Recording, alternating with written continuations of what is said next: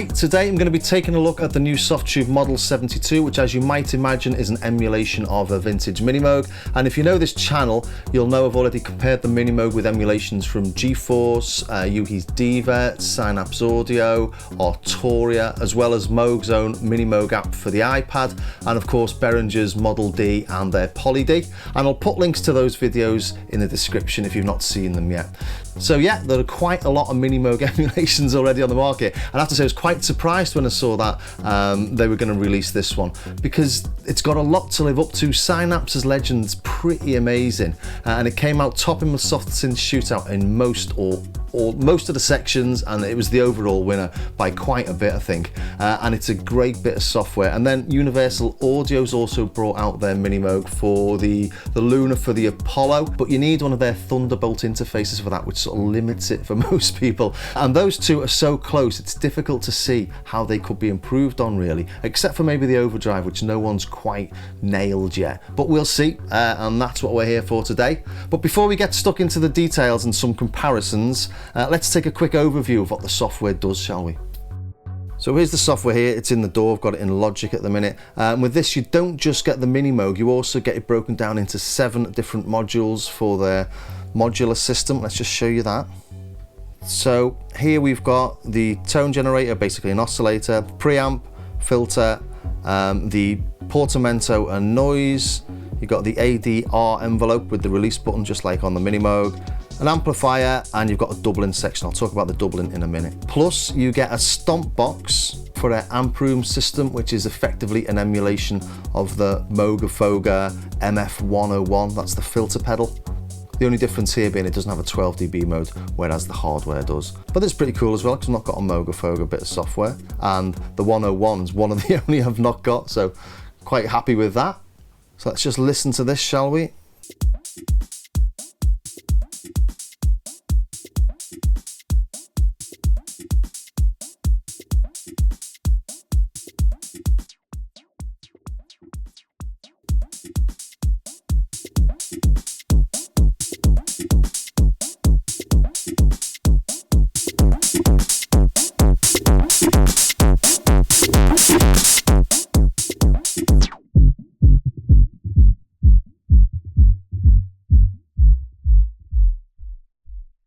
And that's a really nice overdrive, that. When I first put that on, I actually thought something was physically overdriving in the studio. I was looking over at my little Neve desk there, little Neve mixer, and I was checking the levels, and everything had plenty of headroom, and it was just this software, so massively impressed by that. Plus it's a really nice filter as well.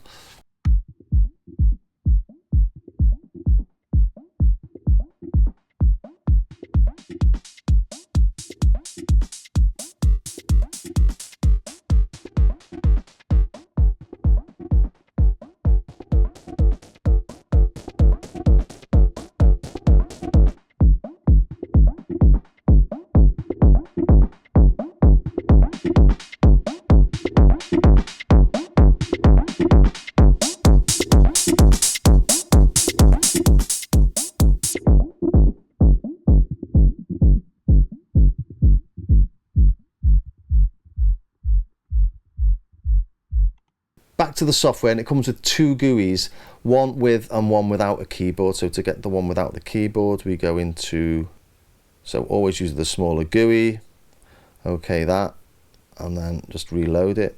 And there we go, it now reloads without the keyboard. And it's quite handy here, because trying to squeeze so many things on a small laptop monitor is a bit difficult. It's a shame this isn't resizable though. You can't have small, medium, large, or like the Arturias, you've got a huge range, and with Diva as well. So you either get this or the one with the keyboard, no different sizes, which is a little bit of a shame, as I say, because on a large monitor this sort of disappears. It gets quite difficult to see on my sort of large high def monitor, but on the laptop it's absolutely fine.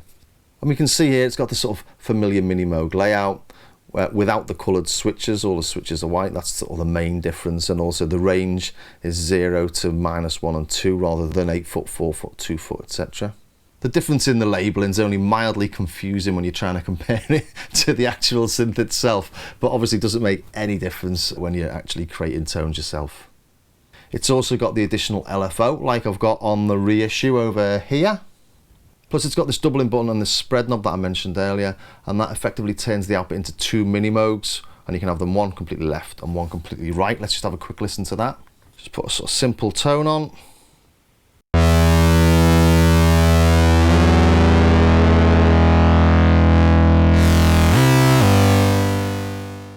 And let's put the doubler on. You can hear straight away it sounds like 2.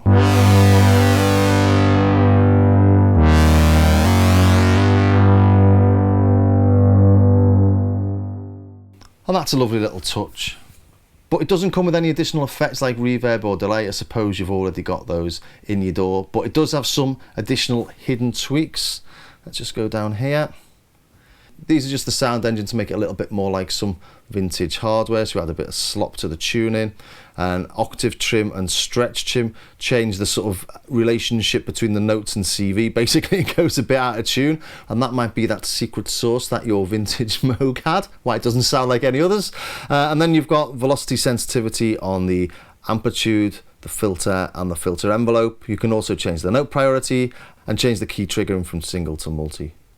So yeah, there's not too much to demo on the software. It's almost like having the Minimoog in the DAW without any frills. So let's throw it up against the Minimoog now. And just so you know, I've been playing with these for quite a few hours alongside each other. And although it's modelled on the vintage board, it's sounding really close to my reissue hardware. So to make things interesting, I thought I'd bring in the Synapse Legend to see if the Softube can knock it off the top spot. I don't think there's too much mileage in going through all 6 different wave shapes in detail, but let's have a look at the main ones, the sawtooth, the square and the triangle. So starting off with the sawtooth on the Minimoog is actually labelled the wrong way round, as in the wave shape actually falls from a maximum to a minimum, whereas it's labelled going from a minimum to a maximum. So in reality it ramps down, whereas it's labelled as ramping up. And the Softube is labelled in exactly the same way. But on the Legend, it's labelled correctly, so this actually ramps down and ramps up, exactly as the GUI says. And I don't know if mathematically this would make a difference to what we would sort of theoretically hear, but on the synth, it does make a minor difference to the tone. Let's just play one. On the Minimoog, we've only got the choice of ramping down and up on oscillator 3, so let's listen to that.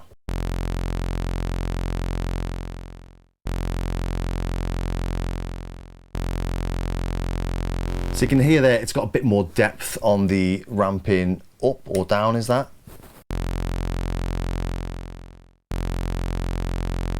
So there's a subtle difference and it's there, but it comes more into play when you're using oscillator 3 as the FM source, obviously, which I found out when I was trying to match them up, and the Legend just didn't quite get there until I realised it was the ramp up rather than the ramp down. But I'll show you more of that when we come to the FM section.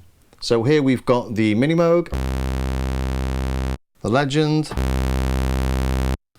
and the Softube.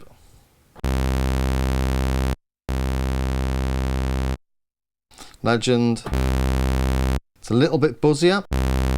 Let's go into the revision mode, change it to early.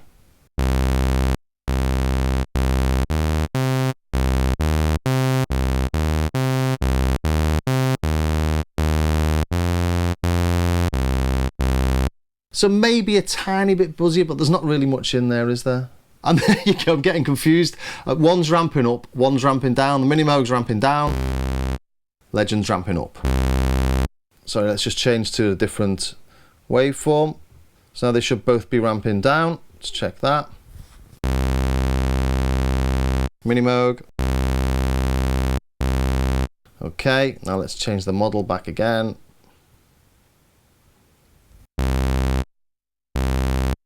There you go.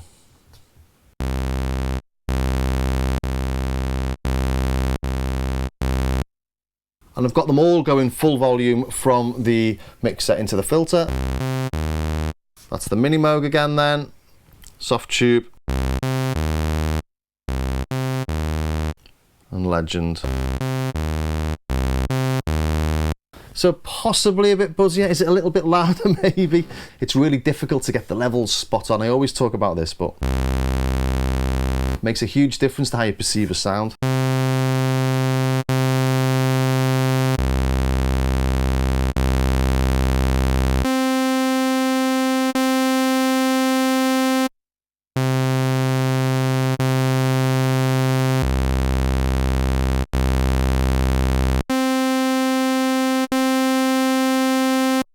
So let's move over to the square. So the Minimoog, Softube,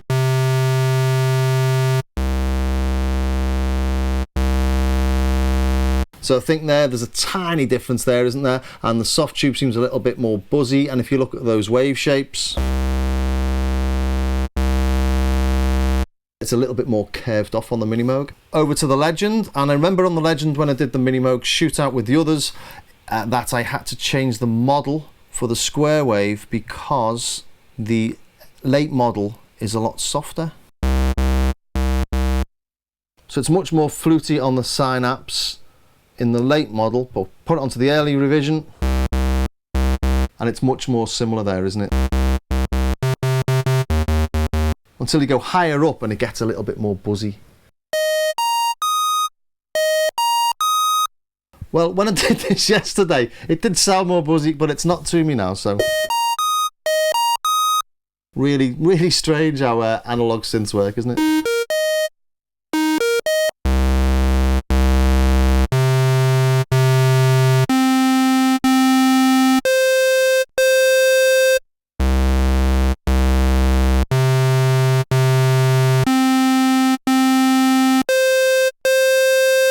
And it could be that I've had the Minimoog on all night and it's just slightly changed in timbre. Which so shows how subtle these differences really are, doesn't it? So as far as the square goes, it's a bit more of a faff with the Legend. I've got to change over to the other model, so I can't mix the Sawtooth and the square from the same models, but it's not a massive headache, but maybe the Softube sort of wins that one. So Sawtooth, Even Stevens, and the square is won by the Softube. So let's move over to the triangle. Sort of really rich and just sort of quite mellow. Let's try that on the Softube.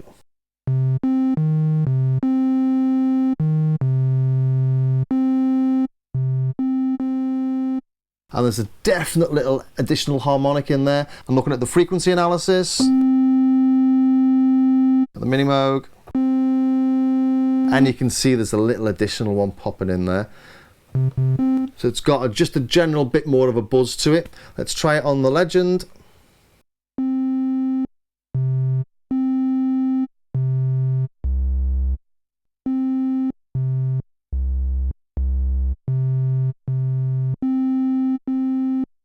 So to me, that's pretty spot on. So overall, no clear winner on the oscillator stakes. The Legend has differences with the different models on the square, and the Softube sounds different on the triangle. And I imagine that's to do with the model revision that they've used as well. So I'm not going to pick a winner out of them. I think that's, none of them sound completely different. None of them don't sound like a Minimoog. None of them are sort of really bass heavy or really buzzy or don't have the top end. They all sound really pretty good to me. So let's get a little bit more complex now, and here I'm going to add a second oscillator, and here I'm testing for that sort of growling you get as the oscillator's slightly out of tune, just beat. The Legend was the only one that got this really right as far as I can remember in this sort of other shootout I did. I think the Diva was quite good at this as well maybe, but for me it's a really sort of integral part of the Minimoog sound. So here we go, let's add the second oscillator and just slightly detune it, put them both on a saw. So here's the Minimoog,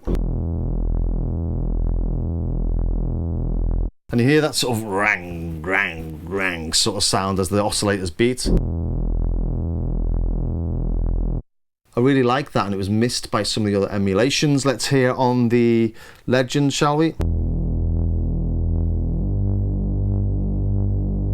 Nice and clearly audible there, and over to the Softube. Really nice. They both capture that nicely. So yeah, I think the differences that we're hearing here are more likely to be about the actual hardware that each has been modelled on, because they both sound like Minimoogs to me.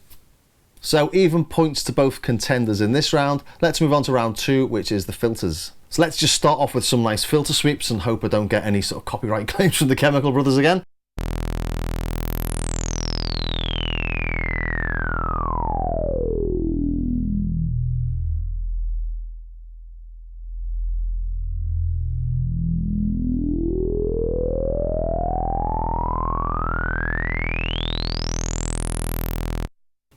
Moving over to the Softube, filter on around 50% again.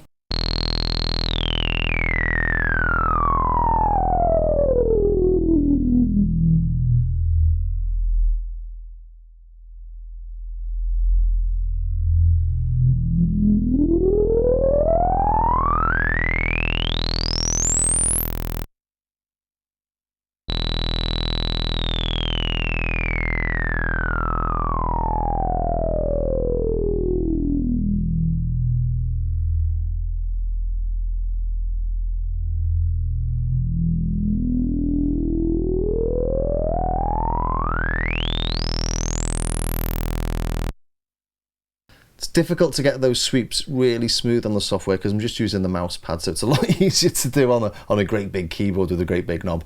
But they're sounding really nice. Let's try and just balance everything a little bit better. Let's match the cutoff frequency and put the resonance just on the brink of self oscillation, and just have a little play with those frequencies and see if we get the sort of same similar Moog character from them.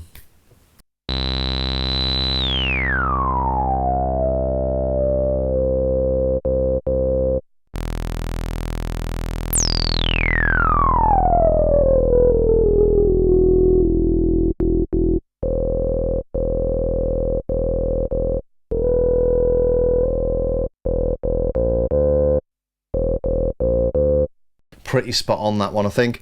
It's, you know, trying to get the resonance exactly the same is difficult, but that sounds the same to me. Let's try that on the Legend then.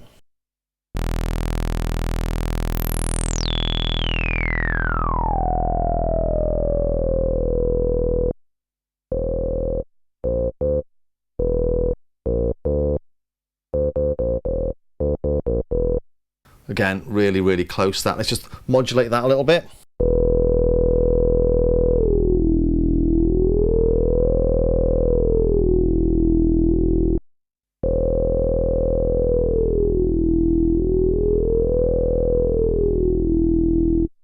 Spot on. Let's try that on the Model 72.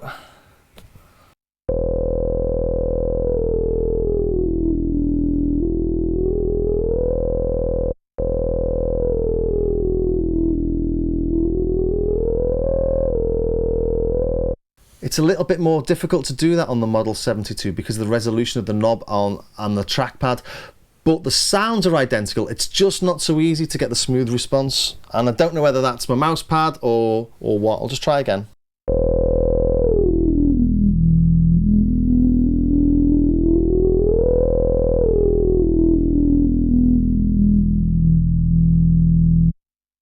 You'll notice on the screen up here the cutoff frequency is changing by in sort of 1/100ths of whatevers. So between 5 and +5, and you've got 1/100ths in there. And again, let's just try that on the Legend. Something is spotted on one, I don't want to not spot it on another.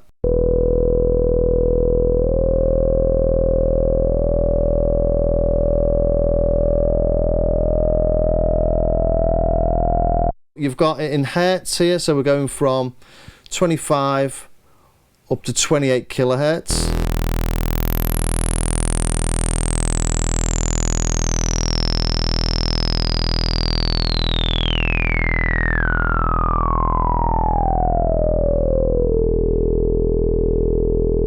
So yeah, smoother on the Legend, easier to do that. Now if I had a controller attached to it, maybe it'd be different, but I haven't. I'm just looking around to see if there's anything I can do it easily with in the studio, but without lugging my sub 37 over here, I don't think I can. So let's try and go into a little bit more complex again then, shall we? And let's move over to doing a little bit of FM.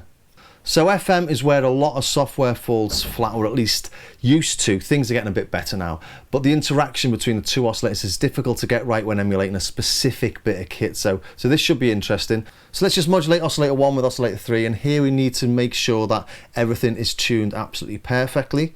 So let's try that.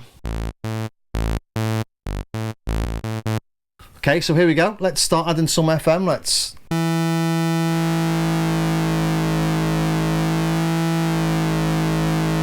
All very nice, all very Minimoogy.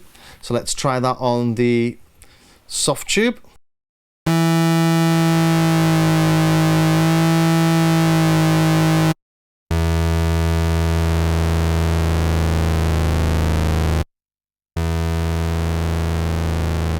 Really similar, those. All intents and purposes, they're the same, aren't they? Let's try on the Legend. Oscillator 1 on, oscillator 3 off.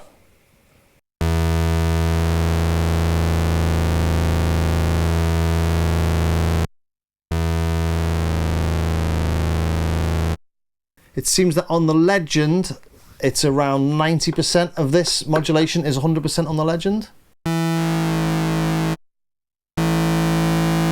If I go full with this, I get a little bit more.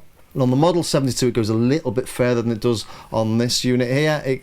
I think I've kept it around 92% is spot on with this keyboard here. So let's try something else with that, shall we? Let's try changing the waveform. So moving from sawtooth to a square, getting a change in pitch. Let's try that on the Legend. And you can hear in this case when I go through the different sort of ramps, you get different pitches, which is why when I first started doing this, I thought the Legend had lost the plot, and it hadn't. It was me. It was just because, as I say, on the Minimoog, it's labelled the wrong way round.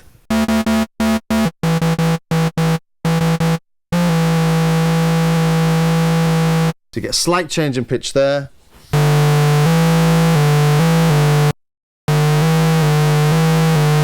So let's just do a little sweep through those frequencies on oscillator 3.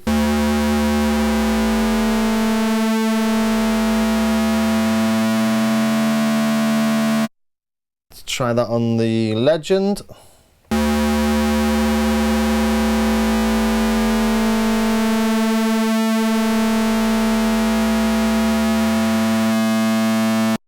The whole feel of that as you sweep through all those frequencies is the same. You get those lovely, all those sort of strange harmonics coming in and out.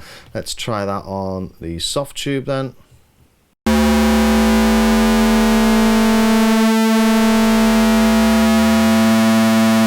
Again, all very similar, all got the same overall feel, all very nice, very impressive.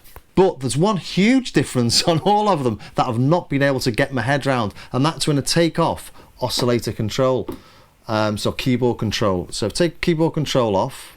Well, let's play oscillator 3. It sort of drops about 4 semitones. Somebody call the police. Let's try that over here on the Softube then. So playing the same note, and then taking oscillator control off. Strange. Big difference there, and it's similar on the Legend, although that's higher. Let's just try that. So Legend, I've got that on 8, I've got this on 8 as well. Although I've had to put the keyboard up an octave. It's really difficult trying to work out what octave you're playing on these. But anyway, I think that's right. Now let's take the keyboard control off. So that's going up a semitone. And this again. So that's really strange why they're all so completely different. Maybe if you know why, please shed some light and leave it in the comments. But I think it's odd. I don't think Softube or Synapse have done something completely wrong there. Everything else is so spot on. So really, really bizarre. But you can work with it. You just make sure that you retune oscillator 3 equal on all of them, which I've been doing, and I've been getting really, really similar results from all of them. So, but it just means it's been really hard to do, because you can't just twist the knobs and get the same positions, and then you're flicking oscillator control on and off, and all of a sudden everything completely changes. So again, with FM, I think they're both very, very close. There's something weird going on with the octaves as well. I think Legend seems to be an octave higher, so it's all slightly different, but in the end, the sounds are very, very similar. So there's nothing really between them at the minute, except for the Model 72 can go a little bit more than the Minimoog, and the Legend goes a little bit less as far as FM is concerned. as far as I can tell anyway, with all the stuff I've been doing. And I have been doing this for a while now, and I don't want to bore you with all the different things, because then I've got to go back and redo it all again, and it was taking too long. So the one thing that no one has ever really got spot on yet with any of these emulations is the overdrive circuit, because the overdrive circuit on the Minimoog's absolutely glorious. So let's take a look at that next, shall we? So flicking the overdrive circuit in.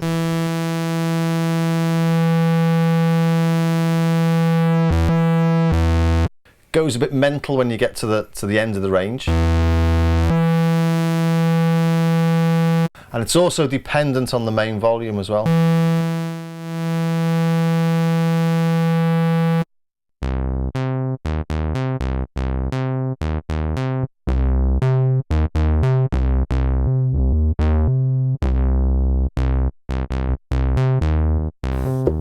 So it adds a real nice depth to the tone. Also resonance killer, so whack the resonance up. Bring the overdrive or feedback back in.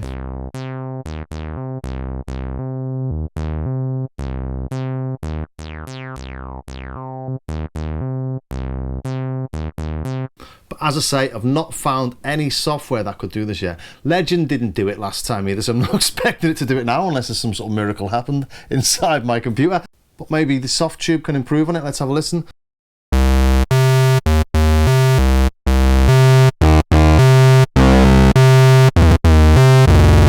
So it seems to do it sort of really at the sort of very fine end of this.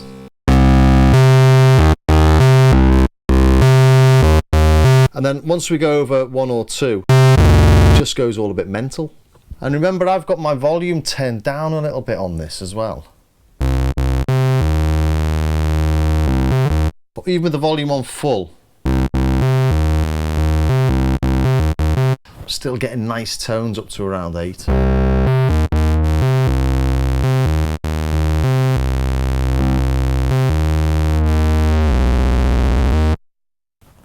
The volume on the Softube doesn't do anything.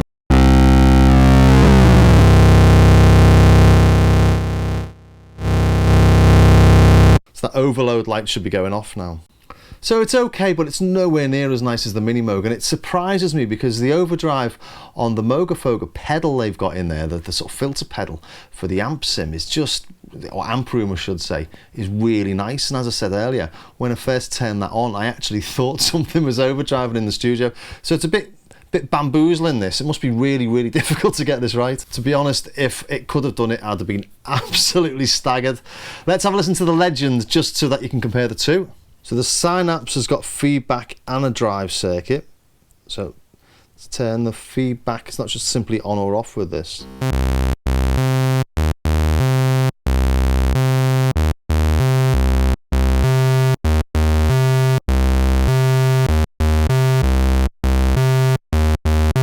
And this seems to be acting the other way, as in that you've only got control of, if it was on the Softube, it'd be sort of between 0 and 0.5, whereas I was hoping for finer control between the 0 and 2 on the Softube. What we've done here, or what it seems like they've done, is take that and just squish it down a little bit so that you don't actually get the full range, which is interesting because it's keeping it within sort of nice territory.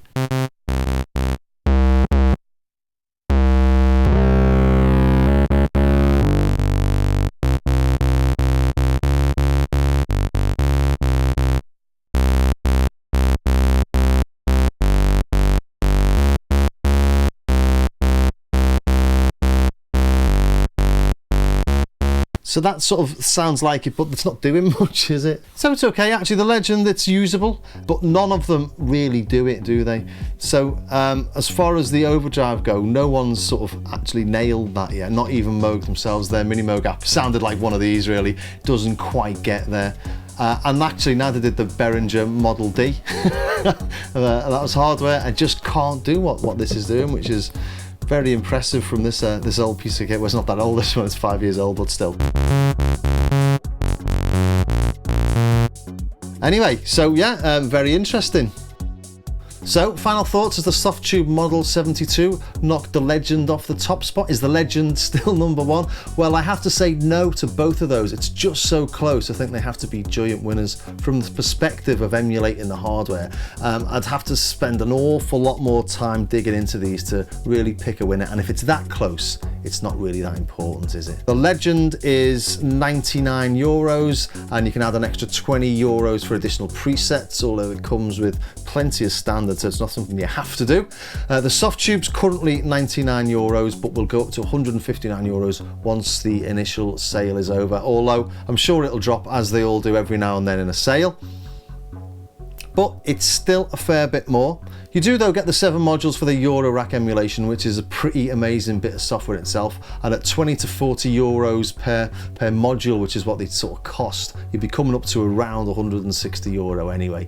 So if you've already invested in their modular system, the Model 72 is probably the way to go.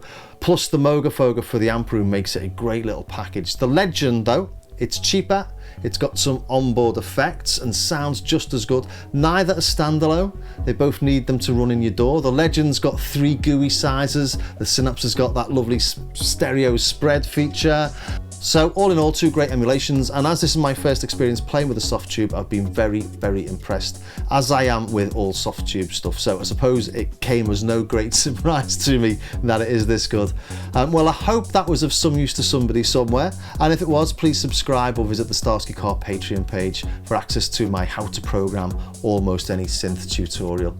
So I'll see you next time.